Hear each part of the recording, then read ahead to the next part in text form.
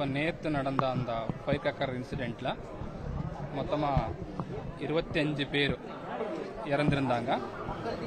அந்த இறந்த குடும்பங்களுக்கும் லீகல் ஏர்ஸுக்கு உறவினருக்கும் தலா ஒரு அந்த லீகல் ஏர்ஸுக்கு நம்ம கவர்மெண்ட் ரிலீஃப் 5 lakhs ப்ளஸ் 50,000 நம்ம அந்த கிரிமேஷன் எக்ஸ்பெண்டிச்சருக்காக நம்ம மொபிலைஸ் பண்ணி கொடுத்துருக்குறோமோ. எல்லாம் போஸ்ட்மார்ட்டம் பண்ணி இப்போ அந்த உறவினர்கள் பாடியாக அது கொண்டு கிரிமேஷன் பண்ணுறதுக்கு ரெடியாக கொண்டு போயிட்டுருக்காங்க. மொத்தமுள்ள எல்லா நம்ம அந்த உறவினர்கள் இப்போ ரெடி ஆகிட்டு இருக்காங்க. அதை நம்ம அனுப்பி கொடுக்குறோமோ.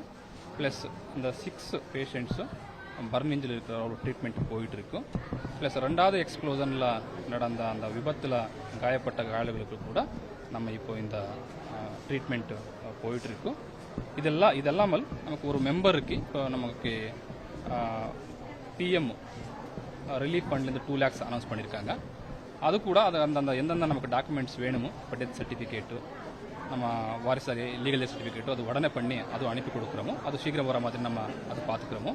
அதே போல் நமக்கு department of industrial safety and health இருக்குது. அதில் நமக்கு குரூப் இன்சூரன்ஸ் 5 lakhs வருமோ. ப்ளஸ் லேபர் வெல்ஃபேர் ஃபண்ட் மூலமாக 2 lakhs ஃபண்டு வருமோ. ப்ளஸ் இஎஸ்ஐ பிஎஃப் அது கூட வர மாதிரி நம்ம ஆல்ரெடி எல்லா மீன்ஸ் இதுக்கு ப்ரப்போசல்ஸ் அனுப்பியிருக்கிறோமோ. அதை ஃபாலோ பண்ணி சீக்கிரமாக எல்லா குடும்பங்களுக்கும் வர மாதிரி நம்ம நடவடிக்கை எடுக்கிறோமோ. ஸோ இது போயிட்டுருக்கு.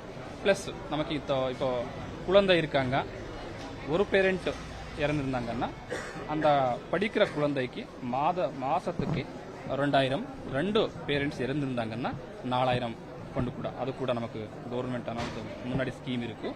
அதில் கூட நம்ம சீக்கிரமாக அனுப்பி கொடுத்து அதை வர மாதிரி பண்ணுறோமோ.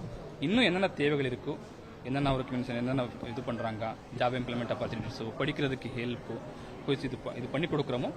ப்ளஸ் இந்த மாதிரி இன்சிடெண்ட் நடக்காமல் இருக்கிறதுக்கு என்னெல்லாம் நடவடிக்கை நம்ம எடுக்கப்படுமோ, ரெகுலர் இன்ஸ்பெக்ஷன்ஸோ, ஸ்பெஷல் டீம்ஸோ அதை ஃபார்ம் பண்ணி நம்ம இந்த மாதிரி இன்சிடெண்ட் நடக்காமல் பார்த்துக்கிறோம். தேங்க்யூ.